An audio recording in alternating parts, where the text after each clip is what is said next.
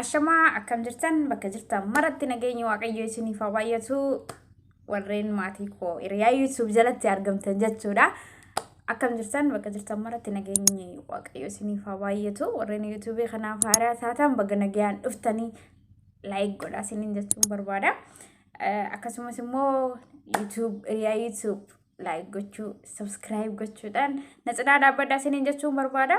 Egaa yeroo darbe waa'ee shamarran biyya Arabaa xiqqoo kaasin ture na fakkaata.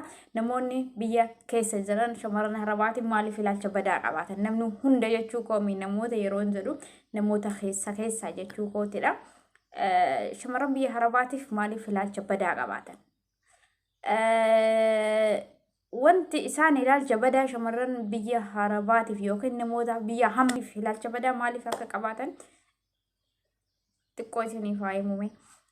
Jalqaba irratti namoonni tokko jechuudha kan ilaalcha badaa qabaatan ni jiru. Namni namuma ta'eef tokkoomi namni akkuma bifaan gargarii ilaalchan wantoota hedduudhaan jechuudha yaadan wantoota hedduudhaan gargariidha jechuudha. Dhalli namaa dhiira ta'eef dhiirri hundi tokko jechuu hin dandeenyu, shamarranis shamarran taateef shamarran hundi tokko jechuu hin dandeenyu jechuudha. Namni akkuma bifaan gargarii wantoota hedduudhaan gargariidha jechuudha. So namoota biyya hambaa jiran yookiin shamarran biyya Arabaa jiran dhiiras ta'uu mala walumaa galatti namoota biyya hambaa jiraniif namni tokko ilaalcha badaa qabaataniif jechuudha. Maaliif namoonni tokko haraada garagaraa yookiin suusiiwwan garagaraa keessatti irra caala immoo warri biyya hambaa jiraatan irra caala shishaa xuuxuu ta'uu danda'a, dhugaatiiwwan garagaraa ta'uu danda'a. Yeroo mara sooshaal miidiyaa garagaraa irratti ni argina jechuudha. Keessattuu Facebook irratti jechuudha. Wantoonni nuti arginu baay'ee kan nama jibbisiisudha jechuudha.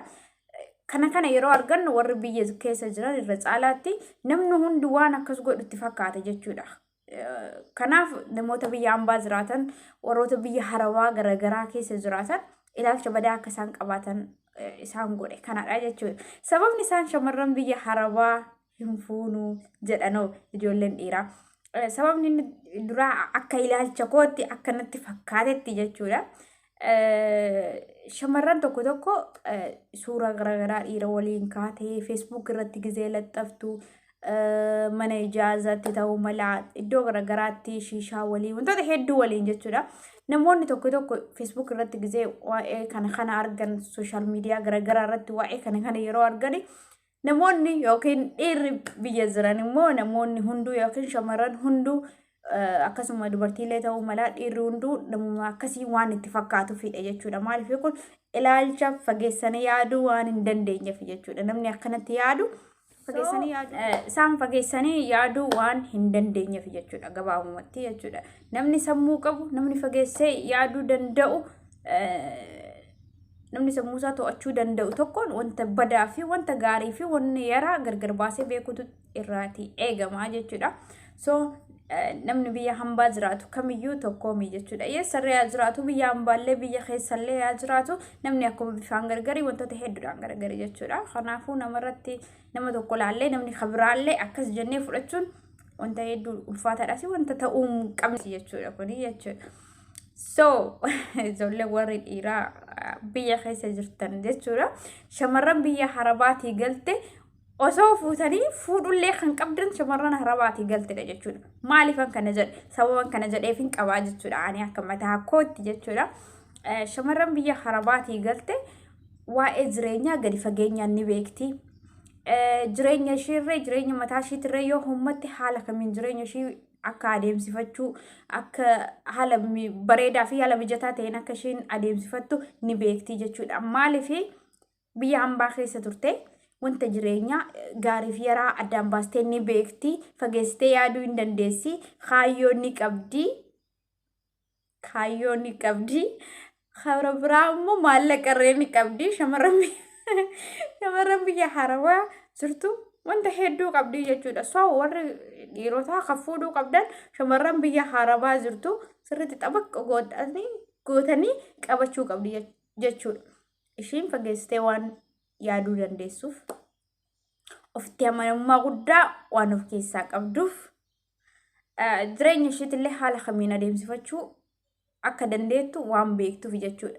Maaliif biyya hormaa kan dhufteef biyya isheerraa maatii isheerraa fagaattee kan dhufteef jireenya maatii ishee fooyyeffachuudhaaf jechuudha. So kana kan ta'uu qabu maalidha akkamittiin gara biyya ambaa kana dhufte ishiin ofitti amanamummaa waan qabduuf kaayyoo waan qabduuf mul'ata waan qabduuf kan deebitee galtu shamarri hundi immoo tokko jechuu hin dandeenyu. Shamarri bakka garaagaraa wal turree ni jirti. Akkasuma dhiirri hundillee dhiira tokkuma jechuu hin dandeenyu. Dhiirri bakka garaagaraa hoolee galullee ni jira jechuudha. Kan kaayyoo ofii dagatee karaa ofiirra jallatee karaa badaalra kan deemu ni jira jechuudha. Dhiirris dubartiinis badaanis gaariinis ni jira jechuudha.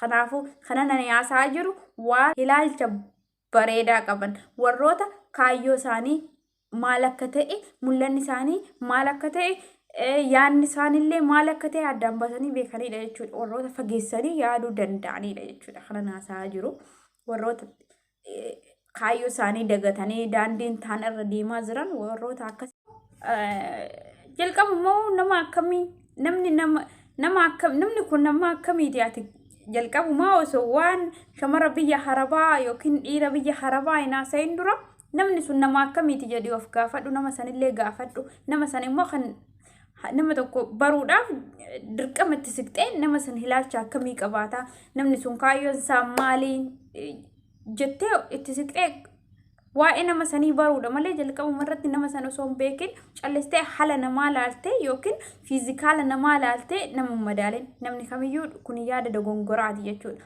Namni ilaalcha gaarii qabu tokko namni sammuu yaaduu danda'u yookiin sammuu barate qabu tokko fiizikaalii namaa laalee yookiin haala uffannaa namaa laalee nama madaaluu jechuun kun doofummaadha akka kootti jechuudha. So nama tokkotti dhiyaattee beekuu barbaadda yoo ta'e itti siqxee amala akkamii akka qabu namni sun ilaalcha akkamii akka qabu namni sun itti siqxee irraa hubattuudha jechuudha. Gabaabumatti malee fiizikaala namaa yookiin uffannaa namaa laalanii nama madaaluu jechuun namni kun nama akkanaati jechuun sammuun qabu namni akkanatti yaaduu jechuudha gongumayyuu. So jalqaba irratti shamara biyya harabaa hin fuudhu jechuu keetiin duratti waa'ee shamaran biyya harabaa bari. Namni sun ilaalcha akkamii qaba? Shamara biyya harabaallee taate shamara biyya keessallee taate naseem garaagarummaa maatuun qabu jechuudha. Shamaranu inni guddaan sammuu isaaniiti jechuudha. Shamarra sammuu isaaniiti jechuudha beektee shamarri hunduu shamaru inni guddaan ilaalcha ishiiti. So maqaa namaa balleessuudhaan duratti ani ilaalchi koo maali jedhee of gaafadhu. Shamarran biyya harabaa jechuun isheen fageessitee yaaduu kan dandeettudha. Isheen haadha kaayyooti. Isheen mul'ata qabdi. Mul'ata ishee galmaan gaachuudhaaf biyya isheetti baate kan maatii ofiillee gargaaruu hin jira. Maatii ofii gargaaruudhaaf yoo mana goojjoo qaban ta'e yookiin mana citaa qaban ta'e mana qorqorroon ijaaraaf jettee ijoolleen baadiyyaa irra caalli kanadha jechuudha. Maatii ofii jijjiiruudhaaf obboleewwan ofii barsiisuudhaaf kan biyyaa ba'anii jechuudha. Kaayyoo dheeraa waan qabaniif jechuudha. Ofii isaaniitii akka barbaadanii jiraatanii mee jechuudha kan mana namaa keessa jiraatanii. So maqaa namaa balleessuudhaan duratti shamara harabaa bari. Waa'ee eenyummaa namaa kamiitu bari. So namni shamara biyya harabaa fuudhe akka nama lammata deebi'ee dhalateetti of yaaduu qabaa jechuudha. Maaliif fageessitee yaaduu dandeessi? Kaayyoo ni qabdi. Qabeenyallee ni qabdi. So kan fuudhamuu qabdu shamarran biyya harabaati. Akka ilaalcha kiyyaatti jechuudha. Shamarran biyya harabaa mee waa xiqqoo isiniin haa jedhu. Garaagarummaa shamara biyya harabaa fi garaagarummaa shamara biyya keessaa isiniif haayu. Shamara biyya harabaa qarshiin akkamitti waan dhufu akkamittiin qarshiin akka dhufu ni beekti. Akkasumas itti fayyadama qarshiidhaa ni beekti.